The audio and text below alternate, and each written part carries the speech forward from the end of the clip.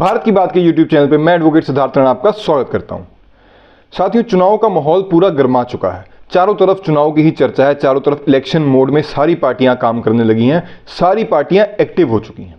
आज की हम इस वीडियो में ऐसी ही एक राष्ट्रीय पार्टी की बात करेंगे जो इस समय बहुत ज़्यादा सक्रिय है और देश में एक ऐसा माहौल बना हुआ है कि ये पार्टी तो निर्विरोध जीत रही है।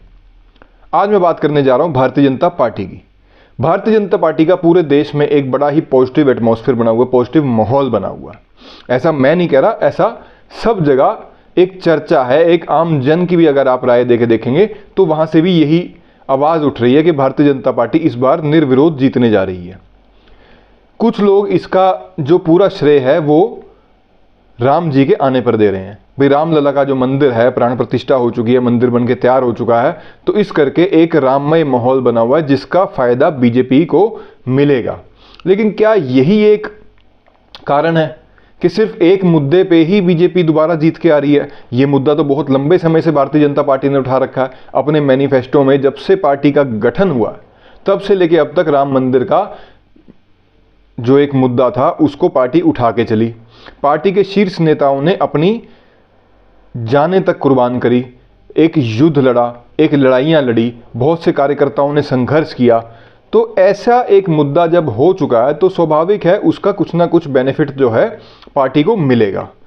लेकिन इसको अगर हम और डीपली इसको एनालिसिस इसका करेंगे तो हम ये देखेंगे कि भारतीय जनता पार्टी जो है वो एकमात्र मुद्दे पर चुनाव नहीं लड़ती। भारतीय जनता पार्टी का जो वर्किंग स्टाइल है, इसको कार्यकर्ताओं की पार्टी क्यों कहते हैं? माहौल इसके फेवर का हो चाहे ना हो, लेकिन भारतीय जनता पार्टी का सामान्य कार्यकर्ता जो है वो हर एक बूथ पर उसी प्रकार से खड़ा मिलेगा जिस प्रकार से ऐसा लगे कि वहां पे शायद वो पार्टी सत्ता में आने के नेड़े भी नहीं है, नज़दीक भी नहीं है। इस प्रकार से युद्ध की स्थिति में, इस प्रकार से युद्ध के लिए तैयार भारतीय जनता पार्टी के कार्यकर्ता आपको हमेशा मिलेंगे। बूथ लेवल मैनेजमेंट, कार्यकर्ताओं का एक बहुत बड़ा संगठन, कार्यकर्ताओं को एक मोटिवेट करके रखना, ये जो एक पार्टी की रीति नीति बनी हुई है इसकी तरफ विपक्ष देखना नहीं चाहते। देखो, ऐसा है कि हर एक से अच्छी चीज़ लेके चलनी चाहिए। जो विपक्षी पार्टियां हैं अगर उन्हें ये लगता है भारतीय जनता पार्टी के पास संगठन है तो वो अपना तैयार करें, देख के ही तैयार कर लें। लेकिन नहीं, वो सिर्फ एलिगेशन लगाते हैं, भाई ये तो मुद्दों की राजनीति कर रहे हैं, मुद्दों पे। भाई, जो मुद्दे वो मैनिफेस्टो में लेके चले थे, जो जब पार्टी का गठन हुआ तब से जो मैनिफेस्टो में मुद्दे थे, अगर उन पे सिर्फ राजनीति ही करनी होती तो उन मुद्दों को कभी भी कंप्लीट ना कराया जाता, कभी भी उन मुद्दों को खत्म नहीं कराया जाता। अब जब पार्टी सत्ता में आई और आदरणीय प्रधानमंत्री मोदी जी के नेतृत्व में जब ये मुद्दे समाप्त हो गए तो पार्टी उसका श्रेय डेफिनेटली पार्टी को मिलेगा ही मिलेगा, स्वाभाविक है। इसके लिए पार्टी को प्रचार करने की जरूरत नहीं है। राम मंदिर किसने स्थापना करी, किसने बनाया, क्या हुआ क्या नहीं हुआ ये सब हम सब जानते हैं। डीपली जो बात समझने वाली है वो ये है कि दिल्ली में अभी भारतीय जनता पार्टी का 2 दिवसीय जो है राष्ट्रीय महाधिवेशन हुआ। लगभग 12,000 कार्यकर्ता, नेता नहीं इसमें मैं कहूँगा, जो 12,000 नेता कार्यकर्ता बन के पार्टी के इस महाधिवेशन में शामिल हुए। प्रधानमंत्री जी खुद 2 दिन इसमें रहे और वहां से एक नारा प्रधानमंत्री जी ने दिया, 370 पार, बीजेपी 370 पार और एनडीए 400 पार। तो क्या ये जो एक नारा है ये सिर्फ एक नारा ही है, या जैसे विपक्षी भाषा इस्तेमाल करते हैं, भाई ये मोदी जी का एक जुमला है, वो इसको जुमला ही मान के चलेंगे? लेकिन इसके पीछे की जो एक कैलकुलेशन है, कुछ लोग ऐसे ही चर्चा में कहीं बात चल रही थी, भाई 370 क्यों, 371, 375, 380, 390 क्यों नहीं? भाई इसका 370 ही क्यों रखा गया? साथियों, मैं आपको बताना चाहूँगा जो मेरी समझ में बात आई है, 370 के साथ भारतीय जनता पार्टी का बहुत इमोशनल कनेक्ट है। एक एक कार्यकर्ता जो भारतीय जनता पार्टी का है वो 370 के साथ जुड़ा हुआ है। वो कैसे, वो मैं इस वीडियो में आपको बताता हूं। 370 धारा जो भारतीय जनता पार्टी के मूल विचार में थी, मूल मैनिफेस्टो में थी, जब से जनसंघ बना तब से डॉक्टर श्यामा प्रसाद मुखर्जी जी ने अपने बलिदान जो उन्होंने अपना बलिदान दिया सिर्फ धारा 370 को भारत से हटाने के लिए। तो एक बहुत बड़ा इमोशनल कनेक्ट जो है भारतीय जनता पार्टी का 370 के साथ है। भारतीय जनता पार्टी के कार्यकर्ता हैं वो 370 के साथ अपने आप को जोड़ सकते हैं। तो एक जोश भरने के लिए प्रधानमंत्री जी ने जो 370 का आह्वान किया, और इसके लिए आह्वान ही नहीं किया, इसके लिए एक सेट फॉर्मूला भी दिया। वो फॉर्मूला ये था, अभी प्रत्येक बूथ पे जो भी बूथ के अध्यक्ष हैं, शक्ति केंद्र महामंत्री, मंत्री, जो भी संगठन के जो रचना बनाई हुई है, वो प्रत्येक बूथ पर 370 वोट जो है वो बढ़ाएं पार्टी के लिए। वहां से ये नारा निकाला 370 पार।